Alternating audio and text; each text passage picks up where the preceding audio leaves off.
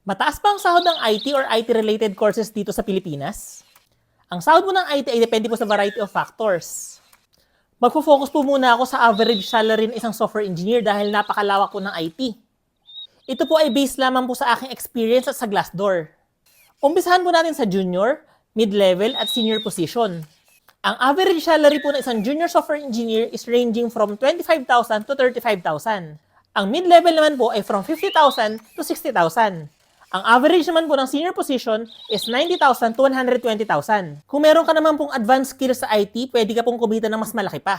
Ito po ang sahod ko noong 2022 dahil meron po akong experience at specialization. Kung kinaya ko po, 100% kakayanin nyo rin. Bakit? Dahil sa IT, hindi po labanan ng patalinuhan.